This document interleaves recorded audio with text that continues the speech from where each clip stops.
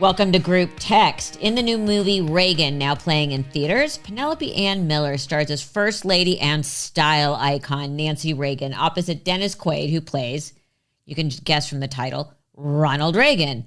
The film explores the long and influential life of the 40th President of the United States, a major part of which was during his marriage to the then little-known Hollywood actress named Nancy Davis. Penelope Ann is a Tony nominee, a Golden Globe nominee, and has starred in such wonderful movies as Carlito's Way, The Freshman, Kindergarten Cop, and The Artist, just to name a few. I'm exhausted. I'm going to stop listing her credits before I have to officially call her a Hollywood veteran. And she is also someone I'm fortunate enough to know. Penelope, welcome. Well, so nice to be in here or at my home seeing you. And we go way, way back. We were just reminiscing that we have kids that their birthdays are 9 days apart. Yeah. Yeah. And we did little, what was it called? Gymboree or whatever that was. One of those. But I have to tell you, I still remember, and this is going to horrify your daughter. Okay. You used to do one of the funniest things ever. Oh, gosh. Which was you would hold her and go like this. And she would make the noise. And it was so funny. Well, what we do as moms to make ourselves entertained. It was. To this day, I remember that. That was the funniest thing ever. But let's talk about the new movie. So your latest role is Nancy Reagan. Yeah. How did this come to be? I'd heard about the movie being made or going to be made, and sort of through some mutual friend, and then I heard this director was, and someone had said to me like, "Oh, you would be cool to play Nancy Reagan." Not that it's something I'd ever thought of, yeah. And I thought, oh, that could be interesting. And then I heard Sean McNamara, the director, was attached, and I had done a movie with him years before in New Orleans and had a great experience. And so I had my agent or manager reach out and say, what about Penelope to play Nancy? And he thought it was a great idea, but they were working on getting Ronald Reagan, who they ended up getting Dennis. So then I met with the producer and Sean. They came to my house and met with me just to see where I was at and how I felt and so on and so forth. And that turned out to go well. And I guess they ran it by Dennis Quaid, and Dennis liked the idea, even though we're both veterans. I had never met Dennis. And then he loved the idea. And so I got the role, and it was great. And so it happened fairly easily. I have to say, not all jobs come that way, but I was glad that they believed that I could play her. It was probably the most challenging role I've ever played in my entire career. So it was scary and daunting because I thought, gosh, can I pull this off? Now that I've got the part, am I able to step into her shoes, so to speak, and especially somebody so iconic, so well known. And not necessarily, people wouldn't say, oh, Penelope seems a lot like Nancy Reagan. So, yeah, it's like there's not a straight line between those two dots. Yeah, exactly. But for me as an artist, one of the fun aspects of it is getting to do things that step outside the box. Like, don't do the things that you think normally people would see you as. I want to challenge myself, but I also want people to be surprised and be like, wow, I didn't think she could do that. So I did an enormous amount of research. I talked with a lot of people that knew her and worked with her, read 10 books. I read so many books, but luckily she had a memoir called It's My Turn, appropriately titled. And that was really like my Bible. I carried that around with me, and it helped me kind of see life from her perspective, which a lot of people don't get to do when they're playing parts. So, that really helped me sort of delve into who she was in a very human way. And the writer, Howie Klausner, and the director, Sean, were so collaborative with me that they really they let me work with them to really develop the character more fully, which was amazing. Like even lines that she would write in her book that she said, I would say, but she said it like this. And then they put it in the script, which was amazing. And then I had 3 wigs. Of course, the outfits in the wigs made all Oh, the we're going to get to all that. We're going to get to all that. Obviously, you were saying there's an embarrassment of riches when it came to researching Nancy. yeah. What kind of were you given additional access to more private information? Did you get a chance to sit and talk with people that maybe knew her best and out of the spotlight? I mean, what did you discover about her that you didn't know? Well, I talked a lot with Sheila Tate, who was her press secretary for, I don't know, maybe 6 years, or 7, something like that. Anyway, she worked with her for quite a while, and she has a book called Lady in Red, and that also I read a couple of times. But talking to her to hear, because they remain friends. I mean, one of the things I found out about Nancy, which goes back to that question, is she was in when she liked you. I mean, you didn't want to get in her crosshairs. Uh, she was a take no prisoners person. But at the same time, when she liked you or she respected you, there was an incredible loyalty. And I think therefore people that worked with her and knew her that I spoke to really respected her. And I knew she didn't appear to come off as sort of the warm and fuzzy type, but she was a very uh, giving and caring and loyal woman. She was fiercely protective of her husband, and that love story was something that also surprised me because it was more intense than I realized. I knew they were very, very tight and sort of attached to the hip and never apart in a power couple and all that, but I didn't realize how real their love story was. It was not like let's both do this because we want to get into politics and be famous people. She was an actress. She gave up her career. She was really the woman behind the man. I mean, she was one of she and people could think that that's submissive, um, and maybe weak, but She was not, my mother was yes, friends with her. yeah, I'm sure. And, with Betsy Bloomingdale and that you're right. She was an incredibly loyal friend. Yes, She was extremely, and I don't want this to be taken in the wrong way, like doing favors. She was very generous yes, as a friend, meaning, in checking in. yeah. I mean, in wanting to help their friends, it's not like a monetary situation, but And yeah, strong, that jaw-droppingly strong. yeah, You would not want to run into her again, in her crosshairs. yeah, It would yes. not end well for you.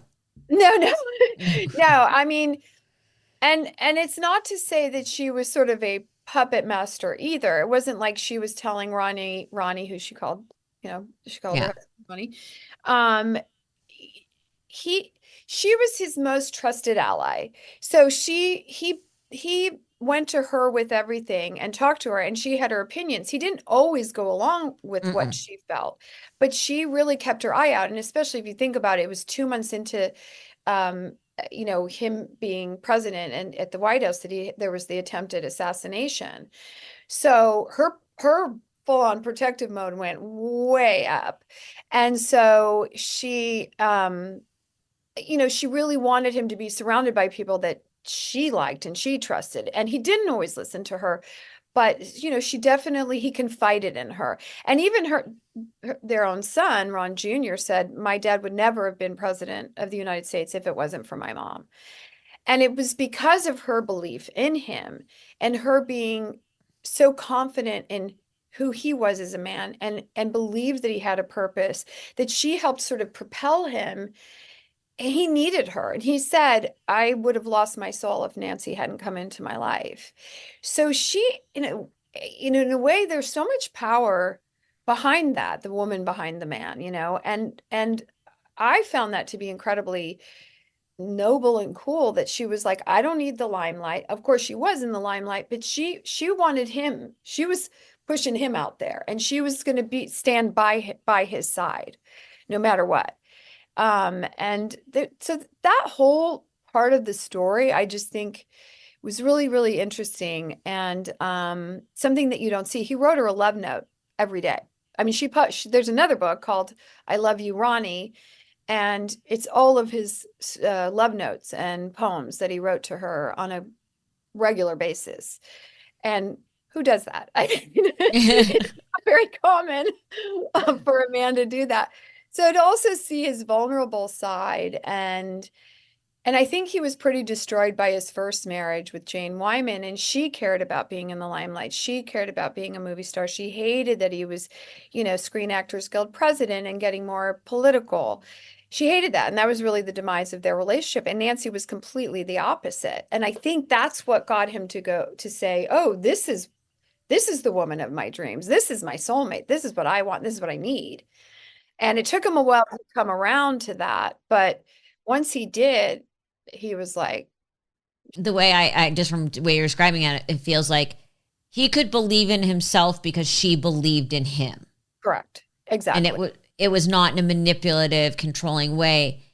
It's, you can do this, and that gave him the freedom to do it. Yeah, and the strength and the confidence that he's capable of doing this. And I think she knew he had this greater purpose, that he being an actor, Screen Actors Guild president, all of that, then he started working for then his career started kind of taking a nosedive. A nosedive is an understatement. Yes. I mean, he was doing like vodka relax in Vegas. Yeah. Which I didn't know. Yeah. Well, there's a lot that you don't know that you see in the movie. That's cool. I mean, there's a lot that they don't know about their past, how they met, his leading up to being governor of California, to, being a Democrat for 40 years, then switching over to being a Republican. I mean, there's just a lot of things that people didn't really always know. And just even when he was younger, he was a lifeguard, then he was a radio host. Just sort of how he came up in the world and what made this man become who he ultimately was serving 8 years in the White House, and then of course getting Alzheimer's. And your mom, too bad. I would love to have talked to your mom about her. Your mom is amazing, and I know I've told you that, but we knew Betsy Bloomingdale. In fact, Alfred Bloomingdale was my godfather. Yes. So my parents used to go to party. Talk about chic. Yes. Now, here we digress. Tom Ford bought their house. Oh, I know that house. That's an house. And my friend Josh Flagg bought a lot of the furniture. Oh my gosh. So Wow. if you ever want to visit some of the furniture, just go to Josh's house. Okay. Well, just tell him I might be knocking on the door. Exactly. So, Yeah. okay. So your parents. My parents knew the Reagans, but they very, socially, sort of through parties and whatnot. And Betsy Bloomingdale was somebody my mom knew. And my parents knew them, and so we'd go to their parties. So we as little kids would go. There's like there's a picture of my older sister dancing with Ronald Reagan when he was governor, probably. And then so we were kind of around it, but not really. They weren't close like Betsy and Nancy. I mean, that was like her bestie. She had a hotline to Betsy at the White House. Literally, Yes, she did. Yeah. Okay. Yeah. So go ahead, and then we're going to go right into the shallow part, which is always my favorite. Okay, well, just sort of the fun, like I wouldn't necessarily call it shallow. It's the glitzy part. But yeah, so we were around them, and I don't remember, I was so young, but my mom, who's a journalist, did a couple stories on Nancy and her fashion. So there's a good segue. And so and that was like 1967 or something like that. So I was like 4 years old, 5 years old, something like that. But my mom has those magazine articles. One was in Home Magazine, one was in like Time Life. I don't know, but we have them. But my mom did stories on Nancy, which is cool. So here we are, full circle. Full circle. Easy for both of us to say, okay. Yeah. Let's just get into the clothes.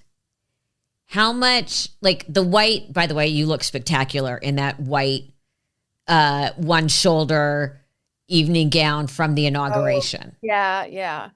That I was like, oh my God, she looks so good in it. How much research did you do with the costuming department on the fashion? Because she was a fashion icon. Yeah. And what outfits really spoke to you? That this was her, and especially the ones that we don't know the famous photographs of. We all know the red dress. Yeah. We all know the white dress. But there's so many others. Yeah. Where did you go with that? When did you know you had, this is a Nancy outfit? Oh, yeah. Well, we had to have several fittings, and some of the clothes were made for me. Obviously, the real iconic ones, like her inaugural red coat with the pillbox hat, and then the inaugural gown, the white dress with the one shoulder. And there was another one they made for me, which is when they were running for governor. They're going door to door. There was a pink dress. And so that one was important. And there was a few things that were like they would, I mean, the inaugural gown that you're discussing like had to be made from scratch, because to find that would have been, I mean, I think it's in the museum at the Reagan Library. But so the costume designer really basically had to kind of go, and we were in Oklahoma shooting for the most part. We did shoot at the Reagan Ranch and the Reagan Library, but she went to all the costume houses in LA, and then there were some, I guess, in Oklahoma. So she just gathered like hundreds and hundreds of outfits that were, because we had to go through the periods. I mean, we had to go, Yes. the late 40s, early 50s to 60s, to then 70s and then 80s.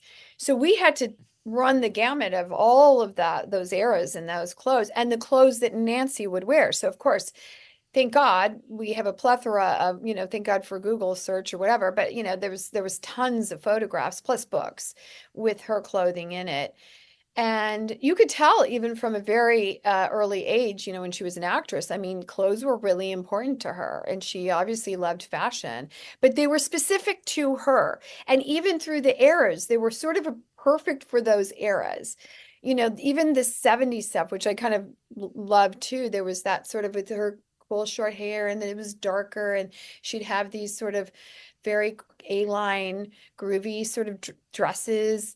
And and then later when she was the first lady, I mean, and she really helped with a lot of these designers and but the Oscar de la Renta and stuff like that, but she wore these gowns that were and suits that were just sort of appropriate in a conservative way. I mean, maybe on the more conservative side than maybe you and I would dress, but like definitely conservative, but elegant and very stylish and very appropriate to her.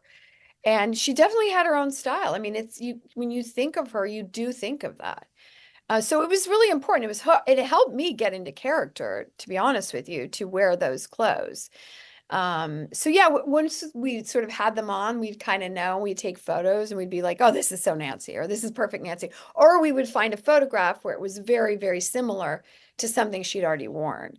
So trying to find those were really, it was fun. I love it. I have a blast doing that, like creating a character like that and trying to get it right. Like they said, I had 3 wigs, and those were very, very important. And we had an incredible wig maker, Natasha, and she just did an amazing job, because that was really important. And then the makeup.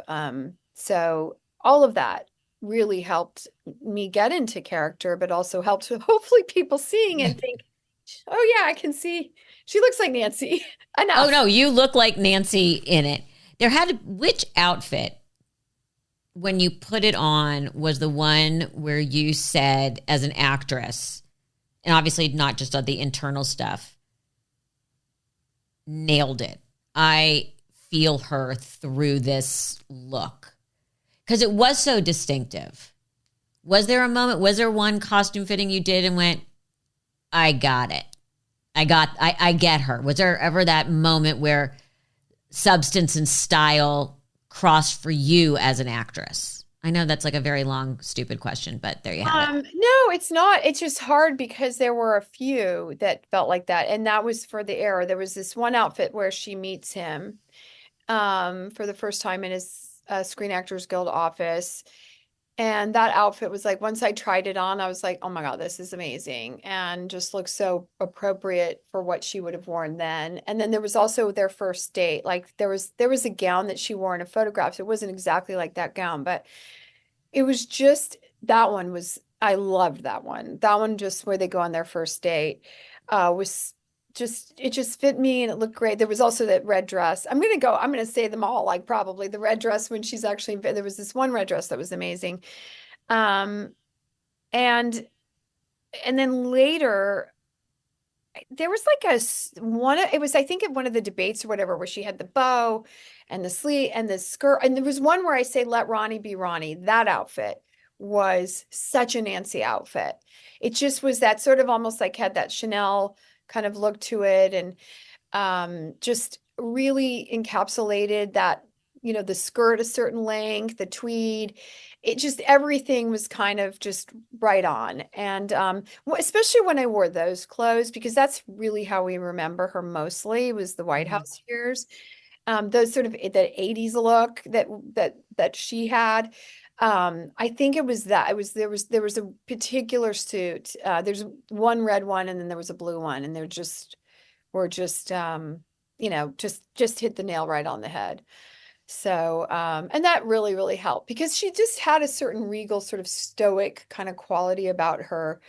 Um and yeah, so I wanted to get it right, and it was just so important to me. But I had a great team, an amazing team, Oh, the costume designers, the hair and makeup, the wigs, all of that just was so hugely important. Even for Dennis too. I mean, I thought Dennis looked amazing. oh, Dennis looked amazing, but and I always feel badly just asking actresses about their wardrobe, but if it's appropriate, I ask actors as well, especially in period costumes. But Yeah. let's be honest, it didn't No. take Dennis quite as long to get ready in hair and makeup as you. So, He had some prosthetics and he changed his nose a little bit, and there was things going on with they did yeah. they did take time. But yeah, I mean, look, and everybody looks at the women's clothes more than the man. I mean, the guys are in suits all the time, but he did have his original suit maker was making his suits, so that was really cool. Ronald Reagan's Right, right. maker, so that was kind of amazing that he was so fortunate to have that. But yeah. How did they even find this man? That's amazing. Well, there's ways to find people, and I'm sure it was an incredible honor. He was at the premiere, and I think for him to see his suits, get made, it's a job too. Yeah, Oh, it's like working for Ronnie again. I'm sure it yeah. was kind of cool, once again, a full circle.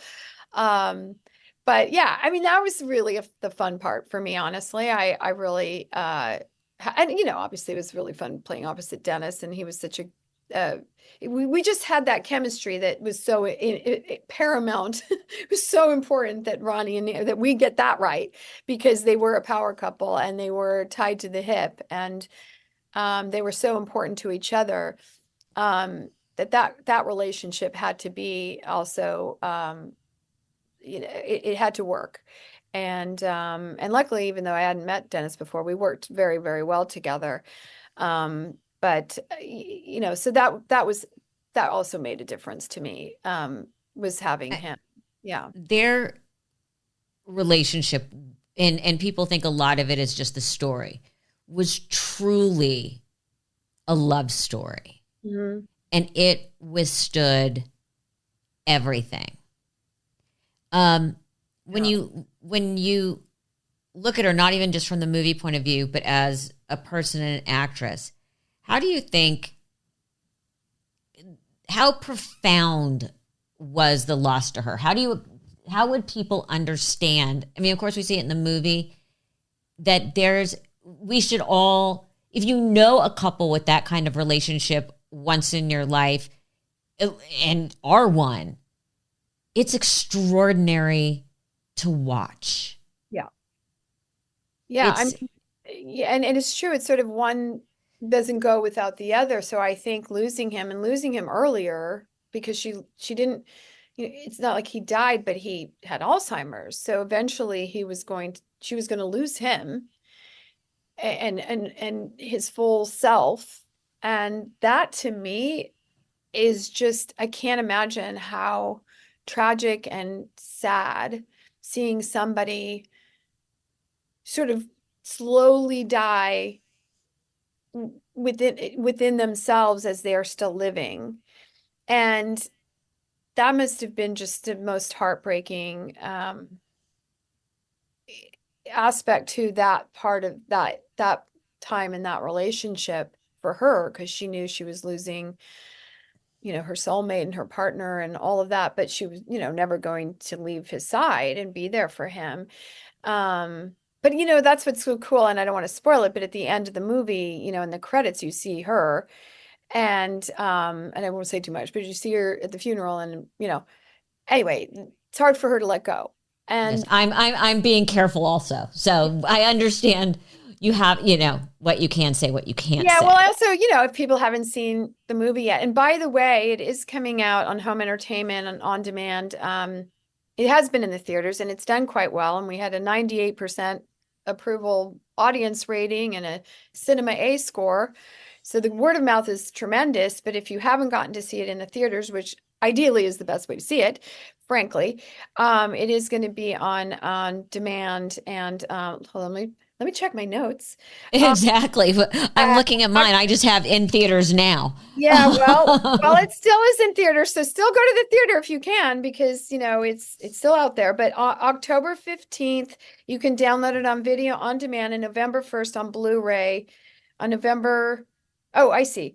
So be available to download October 15th on video on demand on November 1st and Blu-ray November 19th. So, but if you can find it in one of your local movie theaters, go to Reagan.movie and it'll show you where you can find it. But I think the movie experience is really cool because people say they get very emotional at the end. I mean, I've seen it and I've heard Well, it. it's also very cinematic. It's very cinematic. And I think also seeing it with an audience, with other people around you, you kind of feel the emotion. Like people are very nostalgic about this film. Like it's hitting a nerve. I mean, look, you and I, we grew up in the 80s.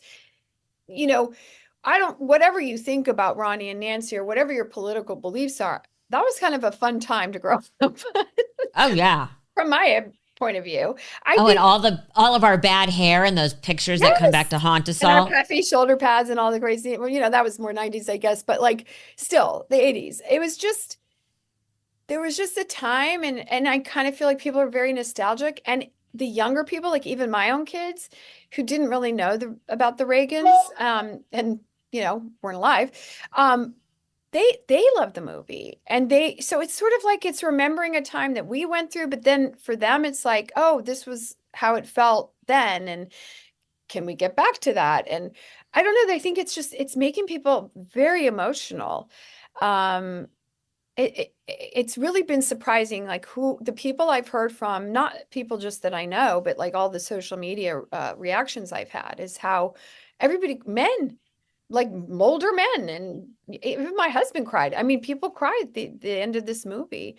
And so it's triggered something. It's hit a nerve in our country. And I don't know. I didn't expect that. I mean, it took us 4 years to get this movie out. I mean, we shot during COVID. It was crazy.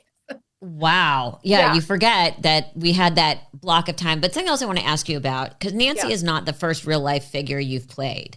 Mhm. You've been Mary Todd Lincoln, Donna Hanover, oh, you poor thing, Rudy Giuliani's ex-wife, and Jeffrey Dahmer's mother. And don't forget, In I also played Mary Kay Letourneau, and I I also, forgot about that. yes, and I also played Joyce Mitchell, who was the woman who helped the two prisoners escape, and then Dahmer's mom. So I went from Dahmer's mom to Nancy Reagan, or actually, no, I went from Nancy Reagan because we filmed it before I did Dahmer. Dahmer came out sooner, but yeah. So Kind of a rogues gallery. You must have very strange bookcases in your house from all the research material.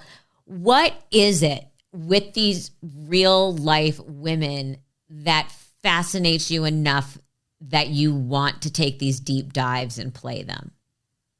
um, there's something about playing real life, I don't call them characters or people, that to me is daunting yet exciting because I guess once again, I feel like it challenges me to kind of knowing that this person existed and has a story and a whole personality, that you can kind of try and say, what would be that mindset? How did that person feel? Like, it's not like I'm making up the character, or it's just been written and it's fictionalized and you're kind of like, okay, I can create sort of how I see it and how I feel it. Like, you kind of have to try and get it right, to try and do them justice. Like, I know that sounds weird when you're talking about people who've done bad things, but like, in a way, their souls. It's like a Nancy Reagan, especially. I'm like, oh, I hope she's proud. I hope she thinks I did a good job. Or people that know her, feel like, oh, she did her justice. But I sort of feel like you owe it to that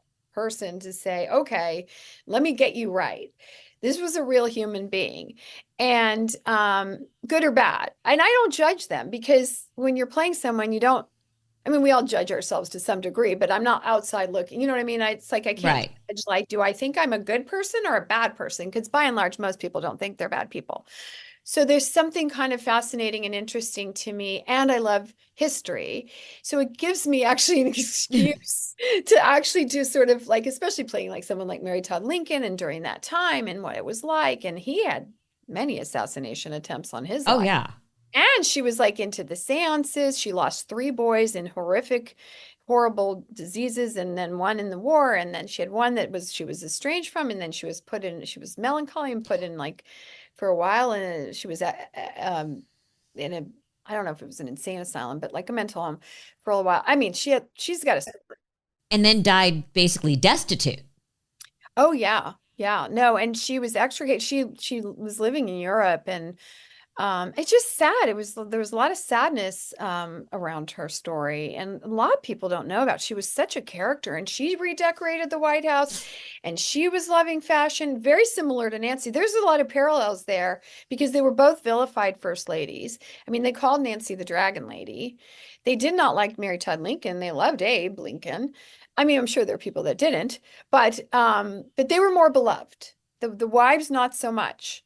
And both of them, when they got to the White House, said that the White House was in shambles. There was tattered curtains, and the rugs were stained, and the plumbing or the electricity didn't work, and so they were like, "This is." They both felt this way. Very interestingly enough, because I read it in Nancy's book too, is that they felt like this is the people's homes. We're just residents. We're just residing here for a period of time, but this is people come to our home like as it representing our country. And I think like Mary started the first sort of open public tour of the White House after she decorated, but she was criticized because it was Civil War and Depression and blah, blah, blah. Nancy, however, used privately funded money, but was criticized. But she had her first state dinner with Margaret Thatcher, and it was all mismatched china because they didn't have a full set anymore. It'd either been stolen or broken or, you know, disappeared somehow. And they sort of joked about how it was all mismatched china. And that's when she got this backlash for ordering all this very expensive red china. I don't know, there's the red china scandal. No pun intended. But she used privately funded money again. But I guess she felt like, I want to be proud. I want to be, and even with the fashion, and a lot of it was borrowed too. They never had a lot of money, the Reagans, never. No, Yeah, no. they lived very modestly. Even their first Palisades home was one story. It was all G appliances. Ranch, yeah, ranch style.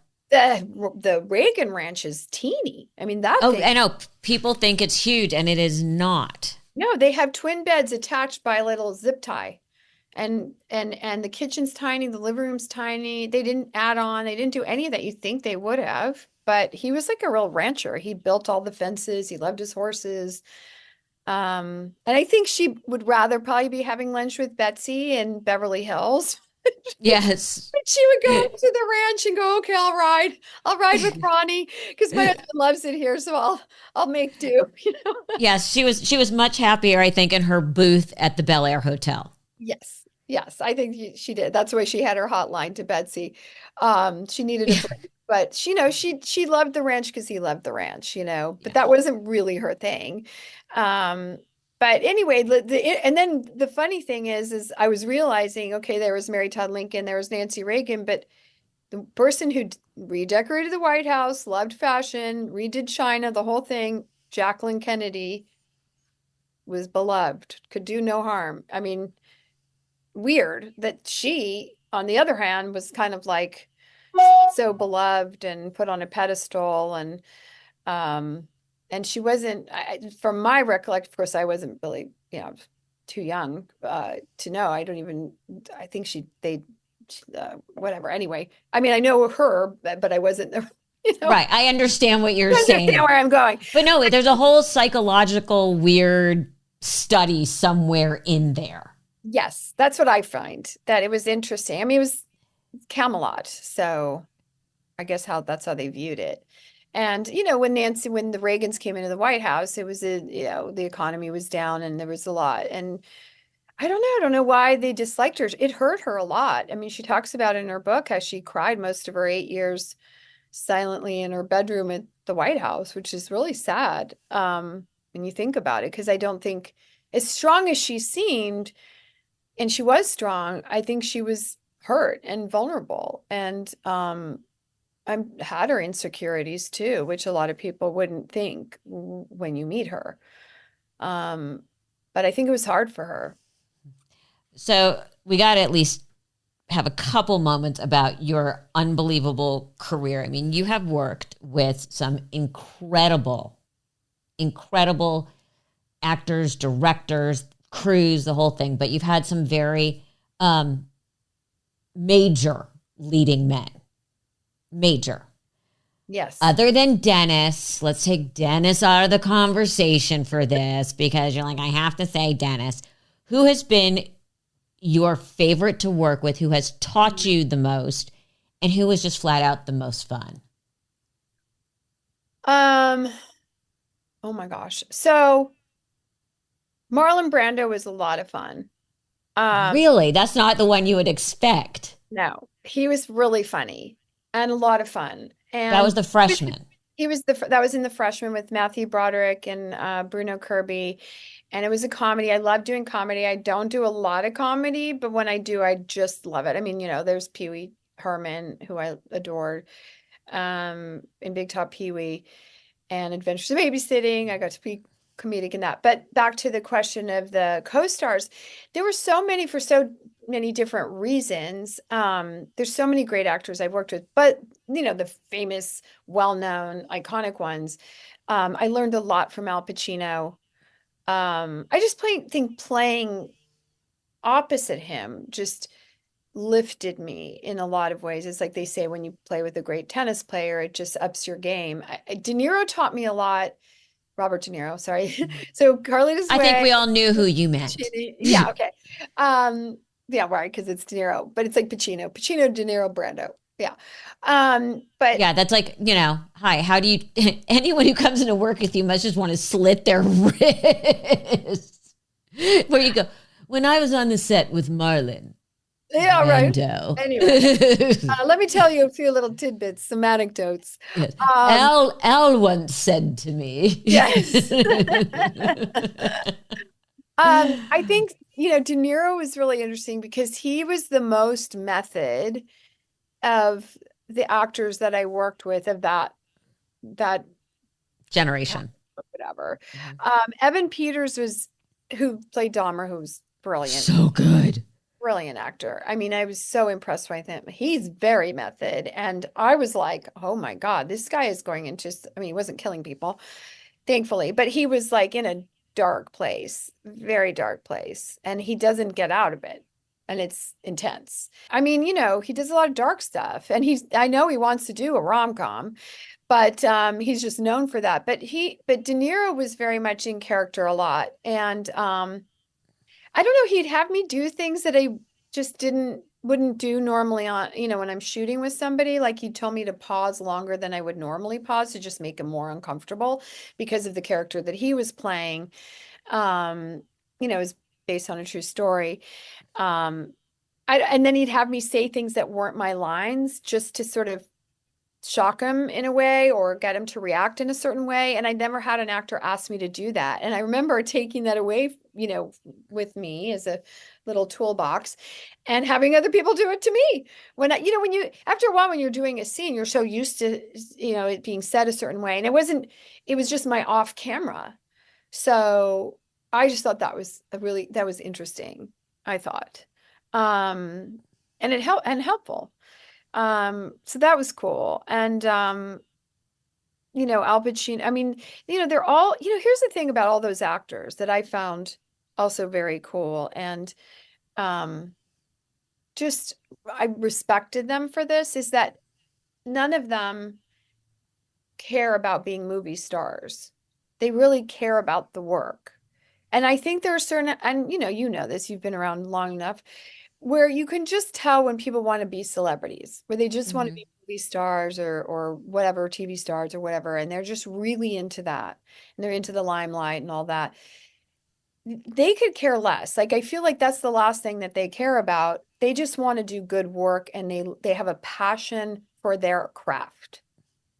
That was the one thing that I would say with all those actors I just mentioned, including Evan Peters, because he's very shy and doesn't like going to these big events and all that stuff.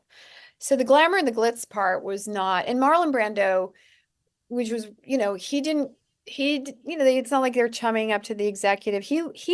One night we were having dinner at Orso's in Toronto, which is a nice restaurant, and we feel these pellets like hitting. I was with Matthew and Bruno, and we were having dinner there too, and we're feeling these pellets hitting us, and we look over, and there's Marlon Brando having dinner with the grips and the electricians, right? And he's throwing bread balls at us. And he was at another table. And, he really liked the everyman. He liked the hard workers. He liked the laborers. Like, those are the people that he connected to and related to and befriended, which I thought was really impressive. It wasn't like I want to be friends with Hollywood movie stars. He really liked the everyman. And not that he didn't have, I'm sure, famous friends, but yeah. Do you get a discount at the hotel now that his island's become a fancy hotel? It's so interesting that you asked me. I'm really good friends. In his will, he said I could stay here anytime I want, free of charge. So he told me personally. Yes, he told me. He called me. Yeah, exactly. Well, I'm really good friends with his daughter, Rebecca Brando, and she goes there all the time. And I've hinted at that. Would I get a little bit of a discount? So I haven't gone yet. So it remains to be seen if I will get. I'm a great +1 traveling buddy. Okay. I'm just saying. Okay. What do you have next? Oh my goodness. So I have a couple movies that were waiting, that I finished, that are waiting to get released, and we're not sure what's up. I mean, whether they go on the festivals or they out and so on. And one is called After All, and the other is called 6 Days in Evergreen. I have a movie that I'm really excited about that I'm supposed to shoot in the future. And I kind of don't want to say too much about it because we haven't even signed the deal, but it's a good one. It's another true story where I'd be playing a real life character. Okay. Do you promise me you'll come back? Oh yeah, of course. I'd love to. I love so Reagan now in theaters. Give me the dates one more time for all the other releases. The home entertainment. Okay. Yes. So in home entertainment on October 15th, which is coming right up, you can digital download on video on demand on November 1st and Blu-ray on November 19th. And that's the Reagan movie where I play Nancy Reagan and Dennis is Ronald Reagan. And if you get a chance to see it in theaters, please everyone go, because it is cinematically it's beautiful. It's a beautiful experience to see it in the theaters for sure. And it's worth it. It's worth it. People who told me I haven't been to the movies in years, are going to see the film, and I hope it's still playing in any of you that are watching in your nearby neighborhoods. I can't talk yet. But it's worth seeing. Yeah, if you can, go to the theater, and then if not, you got this. Penelope Ann Miller, thank you so much. Thank you for having me. It was so great to see you, Melissa, and talk to you again, and hope we do it again soon. Yeah, and